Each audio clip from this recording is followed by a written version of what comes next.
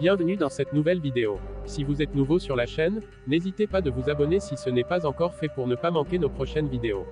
Vous pouvez désormais nous suivre sur Instagram sur notre page, The Movies MMA, pour recevoir l'actualité MMA, ainsi que des posts drôles de combattants. Sans plus tarder, entrons dans le vif du sujet, mais juste après le générique. Anyone, anywhere. But if you wanna find me, please just send the location. Predator Francis Ngannou.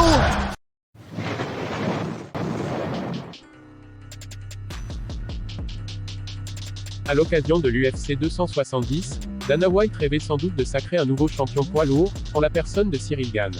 Francis Ngannou est en guerre contre l'UFC depuis quelques mois, et sa victoire face à Ciryl Gane, le week-end dernier pour conserver son titre de champion poids lourd n'a rien arrangé.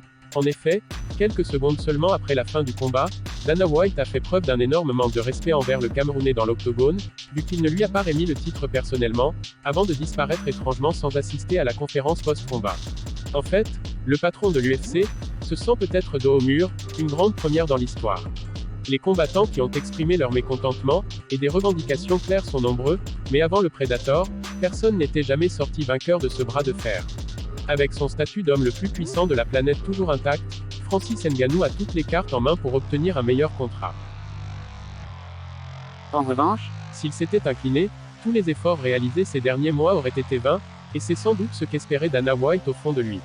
Ce n'est donc pas forcément une coïncidence, car le Predator a été attaqué en justice par l'UFC quelques minutes seulement avant ce combat si important. Et si la fédération avait tenté de le déstabiliser et de le sortir de son affrontement, il a tout balancé dans la MMA Hour d'Ariel Helwani. Francis Ngannou s'est exprimé par rapport à ce sujet, en disant, je cite: « En quittant l'hôtel pour aller à la salle, mon équipe a reçu un email disant que l'UFC allait m'attaquer en justice pour avoir parlé de boxe avec Nikisa Bidarian. Je ne sais même pas qui est ce Nikisa, je sais simplement qu'il travaille avec Jake Paul. Je ne le reconnaîtrais même pas s'il était en face de moi, et en plus il n'est même pas promoteur. Pourquoi je ne pourrais pas parler de boxe avec lui ?» Francis Ngannou aurait été attaqué en justice pour avoir parlé au bras droit de Jake Paul, ni plus ni moins, ce qui semble assez lunaire. Et en plus de cette raison fallacieuse, le timing du mail est également assez louche.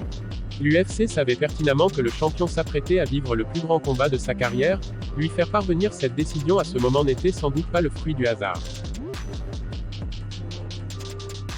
Mais il en faut plus pour faire douter cet homme qui a passé son enfance dans des carrières de sable au Cameroun, qui a vécu l'enfer qu'est la traversée de la Méditerranée, et qui a vécu dans les rues de Paris pendant plusieurs mois. Le Predator n'avait qu'un objectif, malgré sa grave blessure au genou, et il l'a atteint de manière héroïque. Place aux négociations avec Dana White désormais. Si les propos du Predator sont vrais, l'UFC a été doublement perdant dans cette affaire. D'un côté, Francis Ngannou a conservé sa ceinture, et de l'autre, il sera encore plus intransigeant dans les négociations pour son nouveau contrat.